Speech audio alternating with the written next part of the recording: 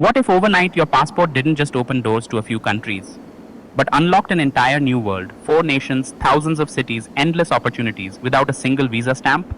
What if you could wake up in London, work in Toronto, spend the weekend in Sydney, and retire on the beaches of New Zealand, all without borders holding you back? Sounds impossible, right? Well, a document that just leaked suggests this could soon be a reality. It's called the CANZUK deal, an ambitious, controversial pact linking the UK, Canada, Australia, and New Zealand like never before. But here's the twist. This wasn't supposed to be public yet. In fact, the plan was meant to stay buried until at least 2026. So why now? Who leaked it? And most importantly, how will it change your life, your passport, and even your country's future? Stay with me, because what you're about to hear could be the start of the biggest travel and migration shift in modern history. The CANZUK alliance isn't a brand new idea. In fact, it's been quietly discussed in political circles for decades, sometimes as a whisper, sometimes as a dream, sometimes as a talking point to win over voters. It's a vision of four countries, bound by a shared language, legal systems, cultural ties, and histories, forming a closer partnership. And at the heart of this vision, freedom of movement. Imagine this. No work visas, no student visa applications, no expensive immigration lawyers.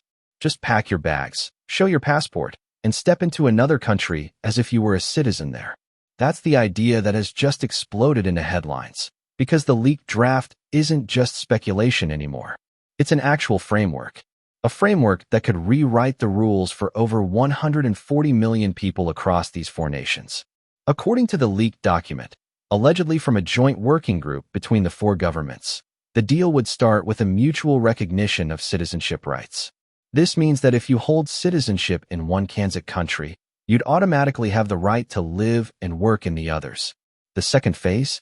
Integrated travel systems. Your passport would still look the same, but it would function differently. Think of it like an upgraded keycard. You'd swipe it, and the border would open without questions. The third phase? A shared professional qualification system. Doctors, engineers, teachers, and other skilled professionals could have their credentials recognized across all four countries, removing years of bureaucratic roadblocks. But let's pause for a second. Why now? Why would this leak happen when the official timeline was still years away? Some analysts believe it's not an accident at all. They say it's a calculated move, testing public reaction before official negotiations go public. Others suspect political pressure is building, with leaders in at least two of the countries facing re-election campaigns and looking for a bold, headline-grabbing promise. And then there's the possibility of a whistleblower, a diplomat or policy advisor who believes the public has the right to know, long before backroom deals are signed. Here's where it gets even more intriguing. The leak didn't come through traditional media. It appeared on a private forum for international trade analysts, before being picked up by a handful of investigative journalists. Within hours, it spread to social media, sparking furious debates. Some called it the passport revolution. Others warned it was a backdoor to mass migration without consent. So, how would this actually change your life? Let's say you're a 25-year-old in the UK. Under the current system, moving to Australia for work means a lengthy visa process, strict eligibility rules, and sometimes thousands in fees. Under CANZUK, you could hop on a flight, land in Sydney, and start working within days, legally, without extra paperwork. Or imagine you're a Canadian retiree who dreams of spending your winters in New Zealand. No more 3-month travel limit, no more visa runs. Just book your ticket and stay as long as you want. For students, the doors swing even wider. A young New Zealander could enroll in a London university without international tuition rates. An Australian could attend medical school in Toronto without jumping through endless immigration hoops. The economic impact? Massive. Supporters argue it could boost trade, tourism, and labor mobility across continents. Businesses could tap into a much larger talent pool without dealing with complicated immigration processes. Airlines, hospitality industries, and universities would see a surge in customers and applicants. In fact, one early economic projection from the leak estimates tens of billions in combined GDP growth within just 5 years of implementation. But it's not all open skies and golden opportunities. Critics are already warning about risks. Some fear a brain drain, where skilled workers leave smaller economies like New Zealand for larger markets like the UK, or Canada. Others warn about pressure on housing markets, as easier migration could fuel demand and drive prices even higher. And then there's the question of security. Could open borders between four nations make it easier for bad actors to slip through? Would intelligence sharing and law enforcement cooperation be strong enough to keep threats out? Politically, the deal could also face turbulence. Immigration has been one of the most divisive issues in all four countries. Even if the migration is between similar cultures, the sheer scale of unrestricted movement could spark backlash, especially in regions already struggling with housing shortages and infrastructure strain. That's why some experts believe the leak was meant to force these tough conversations now, before leaders quietly sign anything. Public opinion, according to past polls, leans surprisingly positive. In Canada, surveys have shown over 70% support for CANZUK-style free movement. In Australia and New Zealand, the numbers are similarly high, especially among younger generations who see it as an opportunity to travel, work, and explore without barriers. The UK's numbers are more mixed. Support is strong among younger people and professionals, but more cautious among older voters concerned about migration levels. So, where does this go from here? If the leak forces governments to respond, we might see formal discussions move up by years. We could even see trial programs, short-term agreements allowing young workers or students to move freely as a test run.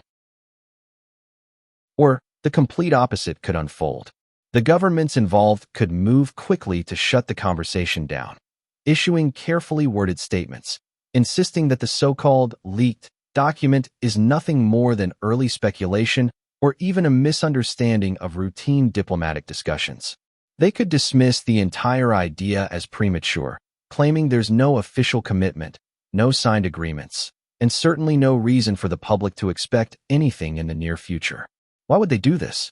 Because elections are always looming somewhere, and political timing is everything. The prospect of unrestricted migration, no matter how beneficial some might believe it to be, can be polarizing. One wrong headline could alienate key voter blocs, spark opposition campaigns, or invite criticism from rival parties eager to paint the deal as reckless. For leaders walking a tightrope between innovation and stability, shelving the plan until the political climate is safer might seem like the smarter move. But here's the reality they can't deny, at least not anymore. The idea of a single passport unlocking four nations is no longer confined to think tank proposals or internet fan theories. It has crossed into the realm of genuine possibility.